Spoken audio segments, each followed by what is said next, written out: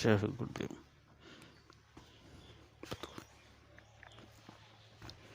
हरिओम, ओम आनंदमय, ओम शांतिमय, ओम ज्ञानमय। आप सभी दर्शकों का हमारे चैनल पर स्वागत है। आज हम लोग बीएड फर्स्ट सेमेस्टर के अंतर्गत चिंतन के साधन के विषय में अध्ययन करेंगे। साधन क्या है? एक प्रकार का साधन माध्यम है। चिंतन के साधन का मतलब चिंतन करने का, यानी किसी समस्या के समाधान में विचार करने का साधन क्या होता है, यानी विचार, ये किसी समस्या के समाधान के लिए विचार करने का जो साधन होता है उसके विषय में हम लोग अध्ययन करेंगे। चिंता क्या है, चिंतन क्या है, ये भी जानना जरूरी होता है। चिंता क्या है, चिंतन क्या है? चिंतन जो है किसी समस्या का समाधान है, यानी किसी समस्या के समाधान पर विचार करना चिंतन कहलाता है। चिंता क्या है? किसी समस्या को ले करके उसमें घूमना क्या कहलाता है? चिंतन कहलाता है। एक प्रकार से चिंतन जो है विचार शून्य स्थिति होती है। कैसी स्थिति होती है? विचार शून्य स्थिति। चिंतन क्या है? चिंता जो है विचार शून्य स्थिति होती है, जिसमें आदमी अक्सर विषाद और कुंठा इत्यादि भावनाओं से ग्रसित होकर के वह समस्या में ही घूमता रहता है। उसे हम कहते हैं चिंता। और यह चिंता चिता के समान होती है, यानी आदमी के मौत तक भी ले जा सकती है। अर्थात जब आदमी चिंता से ग्रसित हो जाए तब उसे संभालना मुश्किल होता है, लेकिन व्यक्ति चिंता के साथ साथ उसमें से बाहर निकलने का अगर प्रयास करना शुरू करता है तो वह चिंता चिंतन में बदल जाती है। आगे चलते हैं। आगे हम लोग देखते हैं कि यह जो है चिंतन के साधन क्या है। तो चिंतन का अर्थ बताया जा चुका है कि किसी समस्या के समाधान हेतु या अपनी आवश्यकता की पूर्ति में उत्पन्न होने वाली समस्या के कारण से जो विभिन्न प्रकार के विचार उसके समाधान में उठते हैं या बनते हैं या कहीं से हम सीखते हैं, ये सभी प्रक्रिया क्या कहलाती है? चिंतन कहलाती है। ये सब अर्थ बताया जा चुके हैं। आगे हम चलते हैं इसके साधन में, कि यानी चिंतन किन साधनों के माध्यम से आगे बढ़ता है। पहला है प्रतिमा, इमेज। आपको एकदम सरल शब्दों में मैं बताने का प्रयास करूंगा, आप ध्यान से सुनेंगे तो बिल्कुल आसानी से समझ में आएगा। जैसे अगर कोई समस्या आती है, किसी भी समस्या आती है, तो उसका हमारे मानसिक रूप से इमेज बनता है। उसके स्वरूप का हमारे अंदर इमेज बनता है, भावात्मक इमेज बनता है।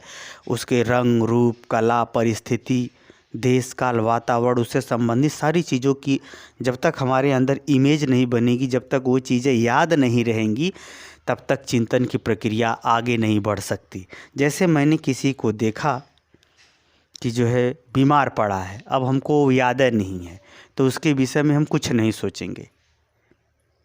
कहने का ये तात्पर्य है कि जो रंग रूप, हाव भाव, कला, कौशल, परिस्थिति, जो कुछ भी है समस्या से संबंधित, जब उसका हमारे दिमाग में इमेज बना रहता है, वो ज्यों कहते हैं याद रहता है, तब चिंतन की प्रक्रिया शुरू होती है। जैसे ही वो चीज़ याद होता है तो दूसरी प्रक्रिया शुरू हो जाए, दूसरा साधन काम करने लगता है। पहला साधन तो इमेज का समझ गए होंगे कि जैसे आपने किसी को प्रसन्नता में देखा तो प्रसन्नता की इमेज, उसके हंसमुख चेहरा, हाव भाव सब दिमाग में याद है, वो इमेज है। किसी को आपने दुर्घटना ग्रसित देखा तो वो दुर्घटना की सिचुएशन पूरा सेम टू सेम आपके दिमाग में बैठी रहती है।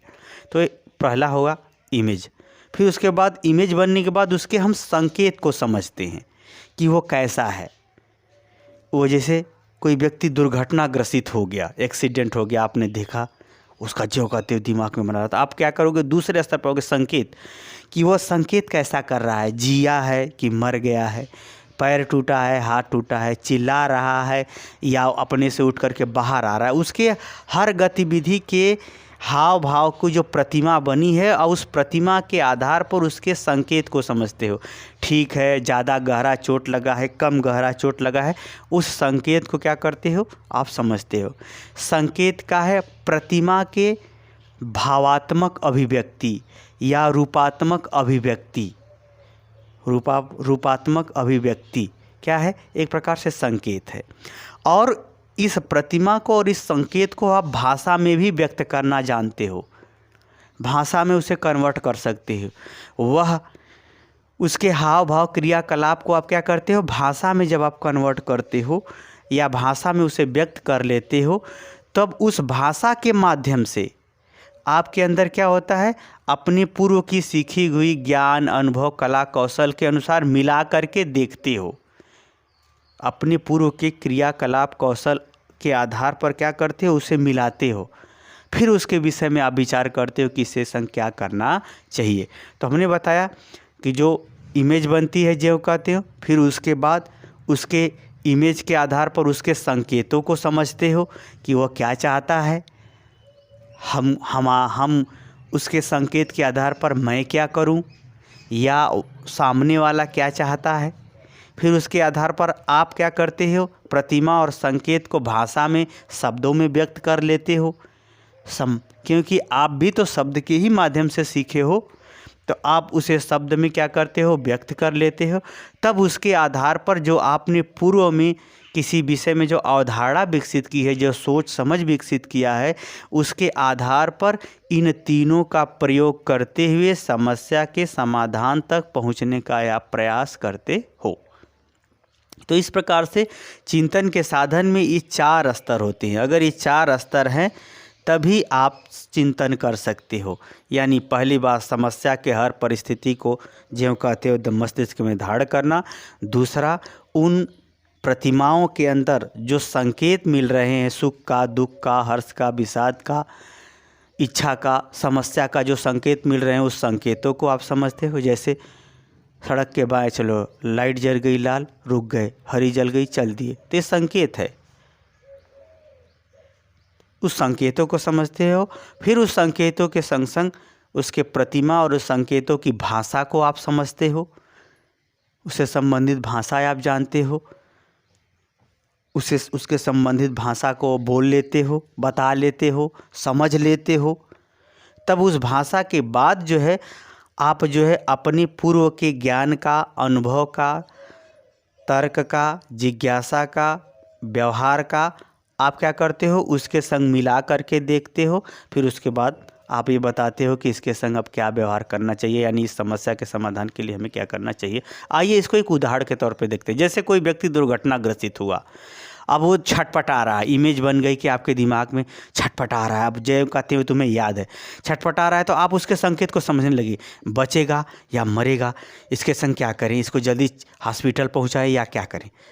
आप उसके दुर्घटनाग्रसित होने वाली कंडीशन को देखें, फिर उसके संकेतों को समझते हुए आपने क्या किया, अरे ये तो बहुत गंभीर रूप से आपने चिल्लाना शुरू किया, दूसरे को बुलाना शुरू किया, फिर जल्दी ले चलो हॉस्पिटल, जल्दी हॉस्पिटल ले चलो। आप हॉस्पिटल लेकर के आए, आप हॉस्पिटल यानी उसके इमेज बनी, फिर उसके शारीरिक संकेतों को आपने समझा, फिर उसके अनुसार आपने दूसरे को बुला करके भाषा का प्रयोग किया कि जल्दी आओ जल्दी आओ, यहाँ एक्सीडेंट हुआ, यानी इससे परिस्थिति से संबंधित भाषाओं को भी आप समझते थे।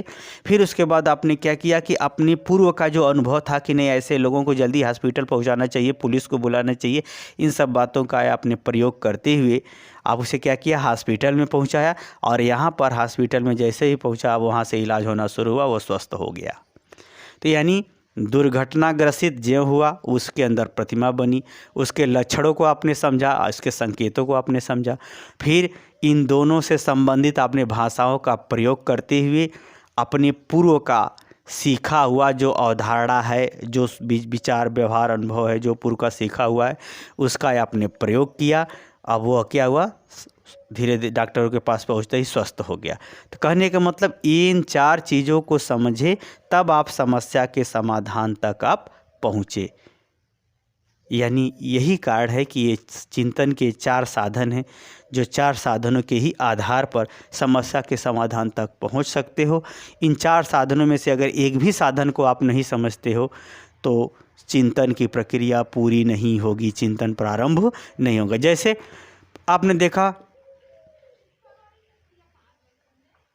देखा क्या कि वह एक्सीडेंट हुआ, आपने तड़फड़ा भी रहा है, लेकिन आपको क्या लग रहा है, आप भाषा नहीं समझ पा रहे हो, संकेत समझ पा रहे हो लेकिन भाषा नहीं समझ पा रहे हो। जैसे आप विदेश में गए हो, वहाँ आपको हिंदी भाषा लोग नहीं जानते हैं, तो आपने ये भले ही देखा, आपने संकेत भले ही किया, आप जब वहाँ बताओगे तो लोग नहीं समझेंगे कि ये क्या बता रहा है।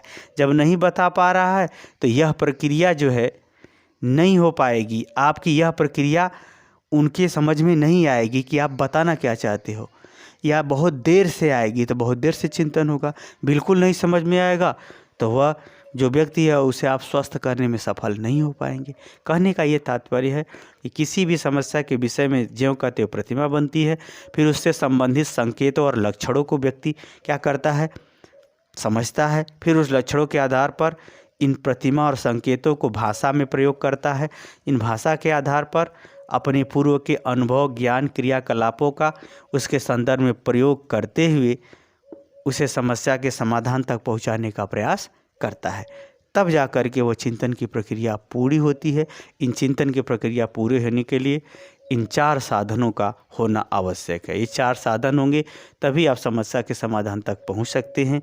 अगर जैसे आपके पास पूर्व का कोई अनुभव, कोई ज्ञान, तर्क नहीं है उस विषय में, तो आपसे वो समस्या का समाधान नहीं होगा। जैसे आप डॉक्टर नहीं हैं तो क्या इलाज करेंगे उसका, नहीं करेंगे। यहाँ पर माध्यम चेंज हो गया ना, वो हॉस्पिटल तो पहुँचा दिया, संकेत, प्रतिमा इत्यादि को समझा, वो हॉस्पिटल पहुँचा दिया, लेकिन समस्या का समाधान दूसरा नहीं किया। अगर वो स्वयं डॉक्टर होता तो वही करता। कहने का मतलब ये है कि उस समस्या से संबंधित अगर आपसे के अंदर कुछ पूर्व की अवधारणा, ज्ञान, व्यवहार, क्रियाकलाप दिमाग में संचित नहीं है, तब आप उसका समाधान नहीं खोज पाएंगे, तब दूसरे से खोजवाना पड़ेगा। कुल मिलाकर के चाहे आप समस्या का समाधान खोजें या कोई दूसरा समस्या का समाधान खोजे, ये जब चारों सिस्टमेटिक प्रक्रिया जब रहेगी, एक दूसरे के क्रम में एक दूसरे के साथ सहयोग करते हुए रहेंगी, तभी जा कर के वह समस्या का समाधान संभव है। तभी चिंतन की प्रक्रिया शुरू होती है। यानी चिंतन की प्रक्रिया इन 4 साधनों के आधार पर चलती है। इन 4 साधनों में कोई भी साधन अगर नहीं रहा तो फिर चिंतन की प्रक्रिया प्रारंभ नहीं होती है या समस्या के समाधान तक नहीं पहुंचती है। तो ये महत्वपूर्ण 4 साधनों को मैंने बताया जिसके आधार पर चिंतन की प्रक्रिया चलती है। मुझे उम्मीद है कि आप समझ गए होंगे। समझ गए हैं तो कमेंट बॉक्स में ज़रूर बताइए। साथ ही मेरे चैनल को लाइक, शेयर, सब्सक्राइब कीजिए। हरिओम।